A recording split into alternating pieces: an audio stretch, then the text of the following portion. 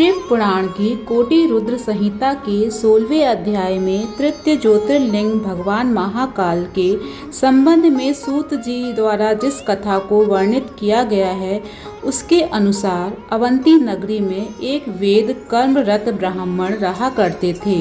वे अपने घर में अग्नि की स्थापना कर प्रतिदिन अग्निहोत्र करते थे और वैदिक कर्मों के अनुष्ठान में लगे रहते थे। भगवान शंकर के परम भक्त वे ब्राह्मण प्रतिदिन पार्थिव लिंग का निर्माण कर शास्त्र विधि से उसकी पूजा करते थे। हमेशा उत्तम ज्ञान को प्राप्त करने में तत्पर उस ब्राह्मण देवता का नाम वेदप्रिय था। वेदप्रिय स्वयं ही शिव जी के अनन्य भक्त थे, जिसके संस्कार के फल स्वरूप उनके शिव पूजा परायण ही 4 पुत्र हुए। वे तेजस्वी तथा माता पिता के सद्गुणों के अनुरूप थे। उन 4 पुत्रों के नाम देवप्रिय, प्रियमेधा, संस्कृत और सुव्रत थे। उन दिनों रत्नमाल पर्वत पर दूषण नाम वाले धर्म विरोधी एक असुर ने वेद धर्म तथा धर्मात्माओं पर आक्रमण कर दिया। उस असुर को ब्रह्मा से अजेयता का वर मिला था। सबको सताने के बाद अंत में उस असुर ने भारी सेना लेकर अवंती के उन पवित्र और कर्मनिष्ठ ब्राह्मणों पर भी चढ़ाई कर दी। उस असुर की आज्ञा से 4 भयानक दैत्य चारों दिशाओं में प्रलय काल की आग के समान प्रकट हो गए। उनके भयंकर उपद्रव से ही शिव जी पर विश्वास करने वाले वे ब्राह्मण बंधु भयभीत नहीं हुए। अवंती नगर के निवासी सभी ब्राह्मण जब उस संकट में घबराने लगे, तब उन 4 शिव भक्त भाइयों ने उन्हें आश्वासन देते हुए कहा, आप लोग भक्तों के हितकारी भगवान शिव पर भरोसा रखें। उसके बाद वे 4 ब्राह्मण बंधु शिव जी का पूजन करने लगे और उनके ही ध्यान में तल्लीन हो गए। सेना सहित दूषण ध्यान मग्न उन ब्राह्मणों के पास पहुंच गया। उन ब्राह्मणों को देखते ही ललकारते हुए बोल उठा कि इन्हें बांधकर मार डालें। वेदप्रिय ने उन ब्राह्मण पुत्रों ने उस दैत्य के द्वारा कही गई बातों पर ध्यान नहीं दिया और भगवान शिव के ध्यान में मग्न रहे।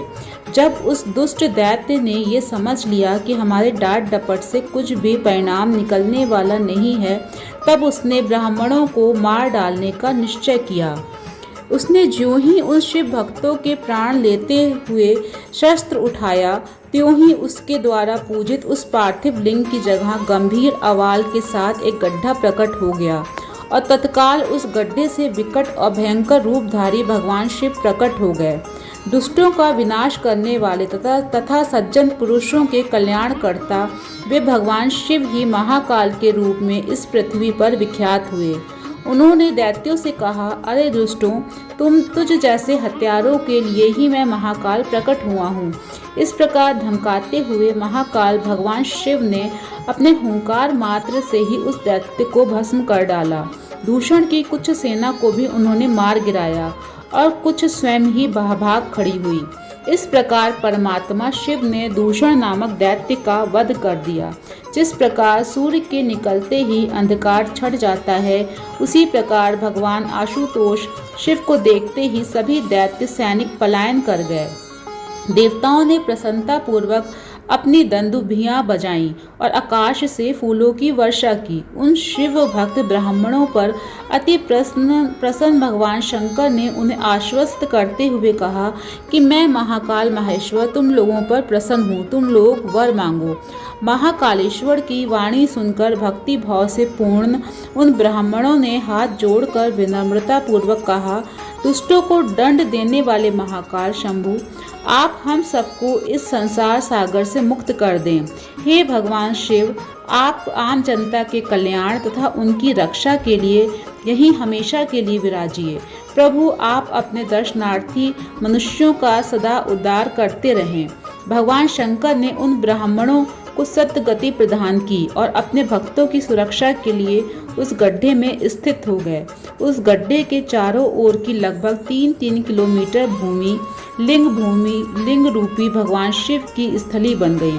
ऐसे भगवान शिव इस पृथ्वी पर महाकालेश्वर के नाम से प्रसिद्ध हुए हैं।